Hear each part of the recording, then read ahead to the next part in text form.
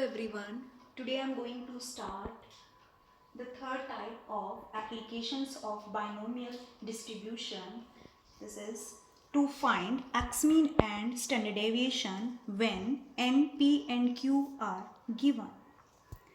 So जब हमें question में एन, पी और क्यू दिए हों और आपको एक्स मीन और स्टैंडर्ड डेविएशंस की वैल्यू को फाइंड आउट करना है, right?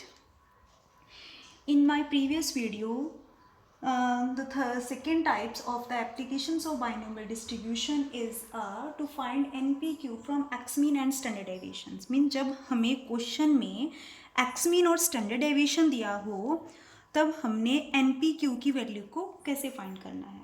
Today we will discuss when NPQ are given to find x mean, कि जब हमें NPQ की वैल्यू दी हो और हमें x mean और स्टैंडर्ड डेविएशंस को कैसे फाइंड करना है, right?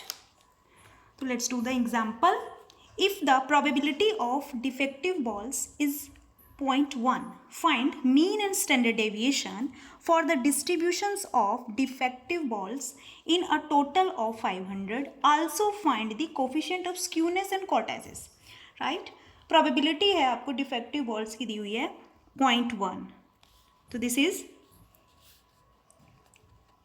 P 0.1, right? P is equal to 0.1 and Q 1 minus 0.1 0.9 n given है 500. ओके, अब हमें मीन और स्टैंडर्ड डेविएशन की वैल्यू को फाइंड आउट करना है. उसके लिए हमारे पास फॉर्मूला है n x mean is equal to किसके इक्वल है, वो एन पी के, और standard deviation is equal to root N P q. So x mean is equal to N P. N हमारे पास कितना है 500, पी की वैल्यू है हमारे पास 0.9, सॉरी पी की वैल्यू है हमारे पास 0.1, राइट? तो 500 को जब हम 0.1 के साथ मल्टीप्लाई करेंगे तो हमारे पास क्या आएगा, that is 50. Okay, so standard deviation is equal to root N P Q.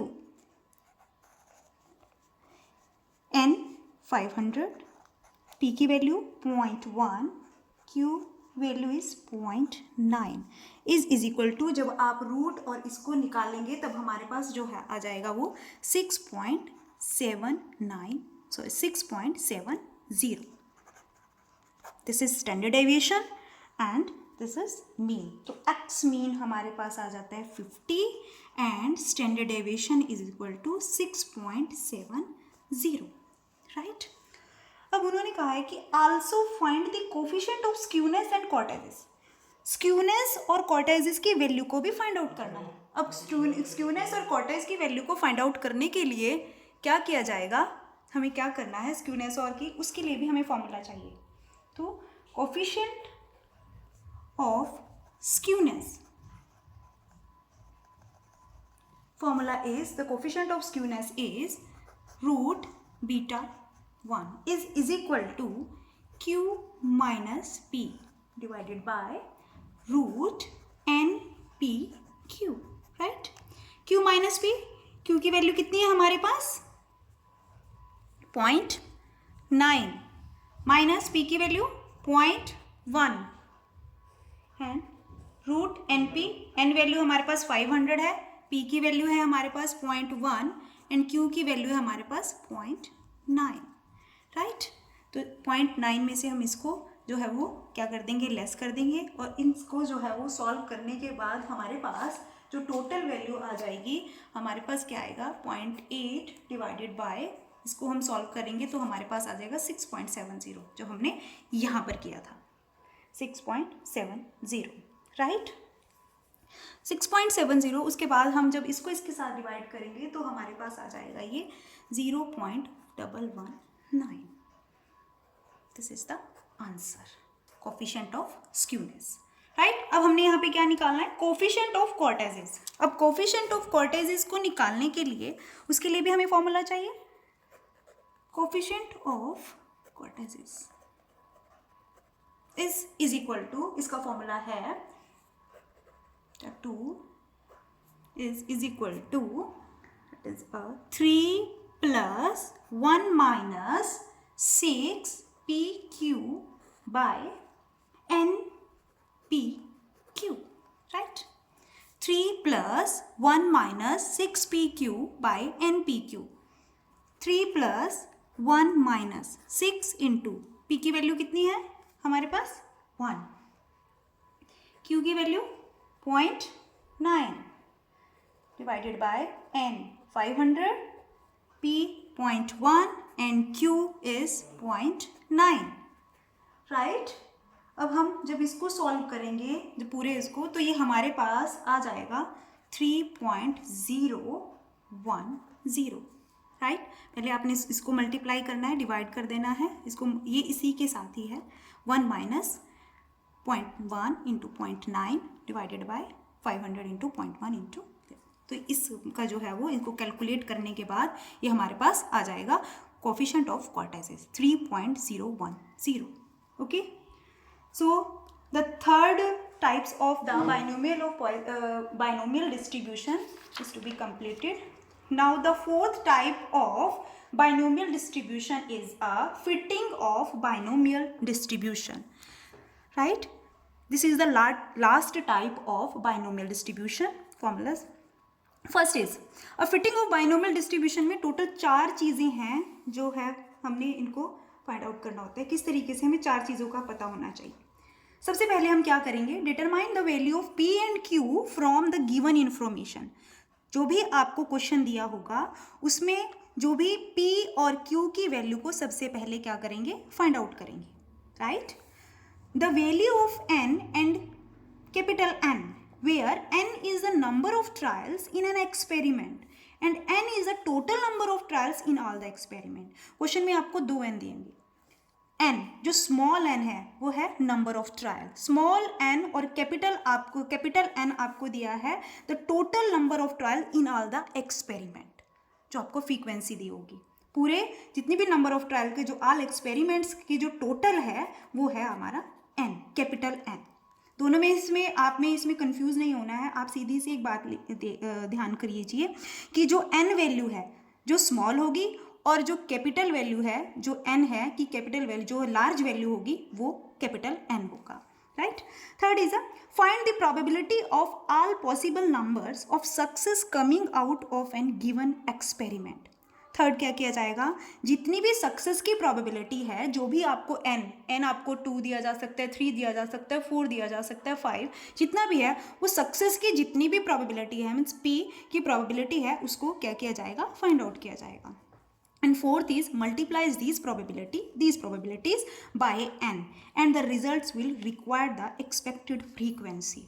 After that क्या किया जाएगा कि प्रोबेबिलिटी को जितनी भी आई है 1, 0, 1, 2, 3 अलग अलग की प्रोबेबिलिटी को हम n के साथ मल्टीप्लाई करके वो क्या फाइंड आउट हो जाएगा, एक्सपेक्टेड फ्रीक्वेंसी, राइट? सबसे पहले हम क्या करेंगे, p और q की वैल्यू को फाइंड आउट करेंगे। सेकेंड, नंबर ऑफ ट्रायल्स जो आपको क्वेश्चन में दिए होंगे, जो लार्ज वैल्यू है वो किस फिगर्स वो होगी एंड कैपिटल n, जो स्मॉल है वो आएगी number of trials small n। Third, उसके बाद क्या किया जाएगा, प्रोबेबिलिटी को, सक्सेस की प्रोबेबिलिटी को फाइंड आउट किया जाएगा। फोर्थ इज जो सक्सेस की प्रोबेबिलिटी है उसको 1 by 1 करके n के साथ मल्टीप्लाई करके एक्सपेक्टेड फ्रीक्वेंसी को निकाला जाएगा, राइट? एग्जाम्पल करते हैं, इससे क्लियर हो जाएगा। 4 coins were tossed 160 times and the following results were obtained. 4 coins were tossed 160 times। अब इसमें जो है वो आपको पता चल रहा है कि कैपिटल n क्या दिया हुआ है और स्मॉल n क्या दिया हुआ है, ठीक है? This is capital n, sorry small n, and this is the capital n। ये क्वेश्चन है, number of heads 0, 1, 2, 3, 4 and frequency दी हुई है 17, 52, 54, 31 and 6। Fit a binomial distribution under the assumption that the coins are unbiased, right? अब हमने इसकी क्या निकालनी है, एक्सपेक्टेड फ्रीक्वेंसी निकालनी है, right? Fitting of the binomial distribution के अकॉर्डिंग। अब देखिए, सबसे पहले हमें पता होना चाहिए p, q, n। n is equal to 4. P is equal to, P क्या है, tossed coins. Coins mean head and tail. जब भी हेड और टेल की बात आती है तो P और Q की जो है वो प्रोबेबिलिटी है वो क्या आएगी, 1/2 and Q is also 1/2 and N is equal to 160. Right, ये चीज़ें हमें दी हुई हैं. अब हमने क्वेश्चन को करना है. सबसे पहले हम क्या करेंगे, expected frequency, number of head और फ्रीक्वेंसीज दी हुई हैं आपको. तो सबसे पहले आप क्या लिखेंगे, यहाँ पे टेबल फॉर्म बनाएंगे.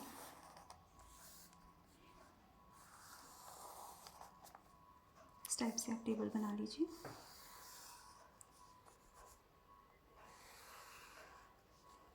Number of heads, right. Second is ये हमें क्या करना है, एक्सपेक्टेड. ये हमें एक्सपेक्टेड फ्रीक्वेंसी दी हुई है जो हमें निकालनी है. एक्सपेक्टेड फ्रीक्वेंसी हमारा फॉर्मूला है इंटू एन. इसको हमने एन के साथ मल्टीप्लाई करना, राइट. Number of heads. अब नंबर ऑफ हेड्स हमारे पास कौन सा फॉर्मूला लगेगा, एन इज इक्वल टू 4. अब फॉर्मूला जो क्वेश्चन को करने से पहले हम क्या बनाएंगे, फॉर्मूला बनाएंगे. N is equal to 4, right. अब हम 4 का फॉर्मूला बनाएंगे. Q4, Q3, Q2, Q1, Q0, right. 1 into 4 by 1, 4. 4 into 3 by 2, 6. 6 into 2 by 3, sorry, 3, 4. And 4 into 1 by 4, this 1. यहाँ पे 1 ही आना चाहिए. तो 4 formula n is equal to 4, right. अब हमारे पास ये फॉर्मूला है. अब हमें यहाँ P0, P1, P2, P3 and P4. Okay, हम स्टार्ट करेंगे. सबसे पहले हमें क्या निकालना है, फर्स्ट की 0 मीन्स P0. ओके, अब P0 हमारे पास ये है, Q4 P0, 1/2 4 इंटू 1/2 0. इसको हमने इग्नोर करना है.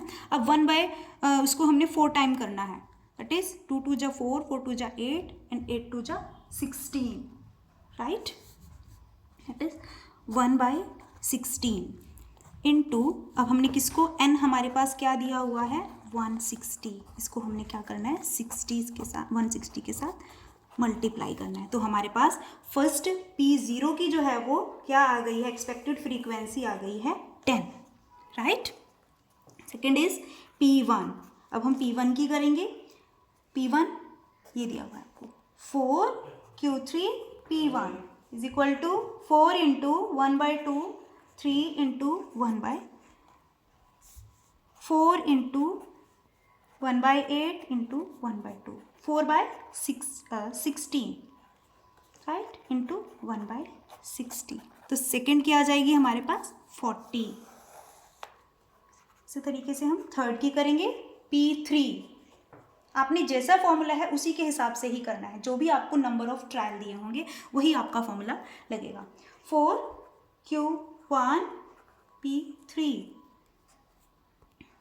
4 Q1 P3, 4 into 1/2 into 1/3, 4 into 1/2 1/8, 10 into 1/60. तो इसकी भी आ गई है हमारे पास. P3 भी आ गया हमारे पास 40. ओके, अब हमने P4 की निकालेंगे. हम आगे निकाल लेते हैं यहाँ पे P4 की. P4 हमारे पास क्या है, Q0 P4. इसकी आ गई है, बिल्टी हम निकालेंगे, राइट. P4 की. अब P4 की हमारे पास क्या है, P4 is equal to 1/2 and 1/2 4 0. इसको हमने इग्नोर करना है. 2 2 जा 4 कितना आ जाएगा, 1/16. जब हम 1/60 को इसमें करेंगे तो ये क्या आएगा हमारे पास, 10, राइट. तो P0 is expected frequency is 10, 1 40, 3 is 40 and 4 is 10. अब आप एक बात ध्यान में रखना, अब आप इसको काउंट करोगे, P0 P1 P2, हमने P2 की फ्रीक्वेंसी नहीं निकाली है। अब P2 की भी फ्रीक्वेंसी निकालेंगे। इसके बाद हमने 1 के बाद P2 की फ्रीक्वेंसी निकालनी है। पे निकाल लेते हैं P2 की।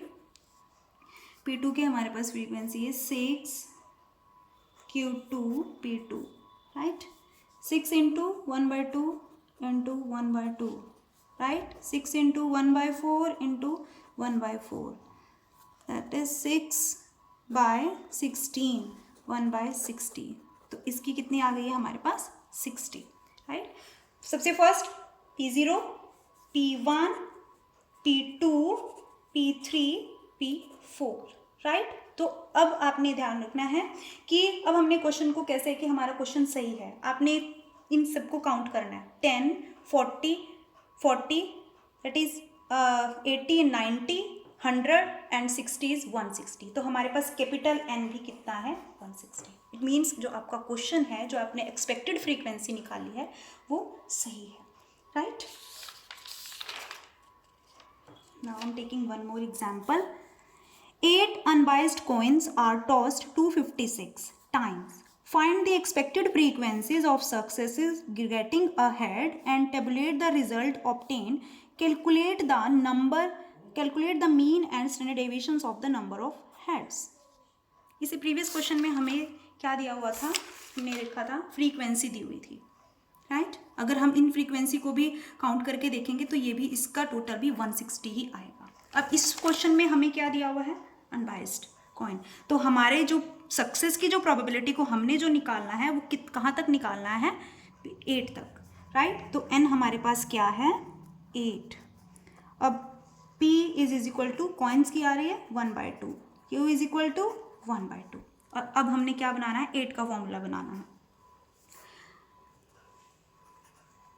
Q8 plus Q7 plus Q6 plus Q5 plus Q4 Q3 Q2 Q1 Q0। अब उसी तरीके से मैंने आपको पहले वीडियोज़ में बताया करवाया हुआ है इस फॉर्मूला। अब हम इसी तरीके से करेंगे। फर्स्ट को 1 into 8/1 1, 8 into 7/2 28, 28 into 6/3 56, 56 into 5/4, that is आपने इसी तरीके से जैसे भी हैं ऐसे ही क्वेश्चंस को इसी तरीके से ही करना है। सबसे पहले आपको फॉर्मूला जो है वो पता होना चाहिए कि आपने फॉर्मूले को किस हिसाब से बनाना है, उसी हिसाब से आपने करना है। 70 इंटू 4/5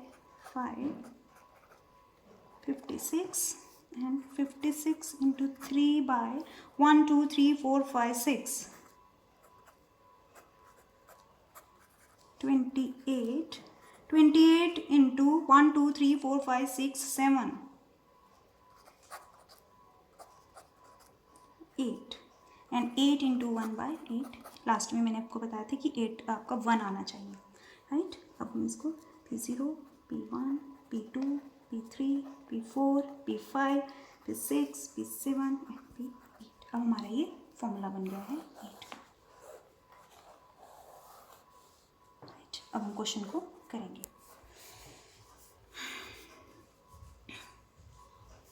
इसी तरीके से। क्वेश्चन को हमने से करना है। सबसे पहले क्वेश्चन में आपको क्या दिया हुआ है बाइस्ड, दैट इज इतने जो है वो आपको ये क्वेश्चंस में जितना भी दिया हुआ है आपको ये दिया हुआ है नंबर ऑफ हेड्स लिख सकते हैं यहाँ पे। और ये expected frequency Q plus P व N इंटू N के साथ आपने मल्टीप्लाई करना है। N वैल्यू आपको कितनी दी हुई है 256 ये दी हुई है कैपिटल N। अब हम सबसे पहले P0 की फ्रीक्वेंसी निकालेंगे। P0 Q8 P0, right. 1/2 को हमने क्या करना है 8 टाइम, इसको आपने इग्नोर करना है, राइट। 1/2 को जब आप 8 टाइम करोगे तो कितना आएगा 1/256। अब 1/256 को हमने कैपिटल N के साथ मल्टीप्लाई करना है, तो क्या आ जाएगा? फर्स्ट का P0 इज 1, राइट। उसके बाद हम करेंगे P1 हमारे पास कितना दिया हुआ है? 8Q7 P1 is equal to 8 into 1/2 into 1/2 1। 8 into, जब हम 1/2 को 7 टाइम करेंगे तो हमारे पास जो है वो क्या आएगा? जब हम 1/2 को 7 टाइम करेंगे 128 इंटू 1/2, 8/256 इंटू 256। सेकेंड क्या आ गए हैं? P1 8। अब हम P2 को करेंगे। P2 28 Q6 P2 is equal to 28 into 1/2 into 1/2। अब हम 1/2 को जब हम 6 टाइम करते हैं तो हमारे पास क्या आएगा? 1/64, 1/4। 28 इंटू 1/256, राइट, इंटू 256, तो ये कितना आ जाएगा? 28। इसी तरीके से हम P3 को करेंगे। P3 हमारे पास 56Q5 P3 is equal to 56 into 1/2 5 into 1/2 and 3, that is 56 is equal to 1/2, that is 1/2 को हम 5 टाइम करते हैं तो हमारे पास क्या आता है? 1/32, 1/8 एंड 56 इंटू 1/2, 56 इंटू 256, तो ये हमारे पास क्या आ जाएगा? 56।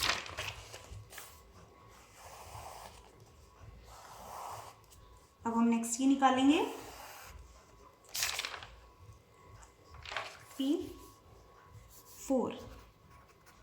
P4 की निकालेंगे इस तरीके से। P4 की हमारे पास क्या आया है? 7। यहाँ पे भी दोबारा लिख लीजिए, number of heads and expected frequency. P4 की निकालेंगे। अब हम P4 कितना दिया हुआ है? 70Q4 P4, 70 into 1/4 into 1/4 and 70 जब हम 1/, उसको करेंगे तो क्या आएगा? 1/16 इंटू 1/16, 70 इंटू 2/56 इंटू 2/56, क्या आ जाएगा हमारे पास? 70। P5 56Q3 P5 is equal to 56 into 1/2 into 1/2 power 5 and 56 into 1/8 into 1/32, 56 into 1/256 into 56, तो ये हमारे पास क्या आ जाता है? 56। ओके, हम निकालेंगे P6 की। P6 हमारे पास P6 क्या है? 28Q2 P6, 28 into 1/2 into 1/2, 28 into 1/4 into 1/64, तो ये भी हमारे पास क्या आ जाएगा? 28 इंटू 1/256 इंटू 256, तो ये भी हमारे पास क्या आ जाता है? 28। Now next is P7। P7 कितना दिया हुआ है हमें? 8Q1 P7, 8 into 1/2 and 1/2, 8 into 1/2 into 1/2 को 7 टाइम करेंगे हम 128 आ जाएगा। 256 into 256, this is 8। The last is P8, success of probability 8, last is Q0 P8। अब हम P8 को 1 को हम 8 टाइम करेंगे तो हमारे पास क्या आ जाएगा? It is 1/256, 1। So this is a fitting of binomial distribution. This is calculated the expected frequency 1, 0, 1, 2, 3, 4, 5, 6, 7, 8. Right. अब हमें क्वेश्चन में कहा गया है calculate the mean and standard deviation of the number of heads. Mean और स्टैंडर्ड डेविएशन की value भी find out करनी है. मीन और स्टैंडर्ड डेविएशन की वैल्यू हम तब फाइंड कर सकते हैं जब हमें एन पी क्यू की वैल्यू पता है. अब हमारे पास एन भी है, पी भी है और क्यू भी है. एन हमारे पास क्या है 8, P is equal to 1/2, Q is equal to 1/2. X mean का फॉर्मूला है एन पी. एन हमारे पास क्या है 8 और 1/2. तो एक्स मीन कितना आ गया है 4. And standard deviation is equal to root N P Q. N कितना है 8, पी 1/2, 1/2 जा 4. ये कितना आ गया है 2. अब जब हम इसको वो करके देखेंगे तो ये इसकी वैल्यू आ जाएगी 1.4142. This is the answer. This is the answer is, and now this is complete the third and the complete the applications of binomial distribution. I hope you have to understand these topics, and thank you so much.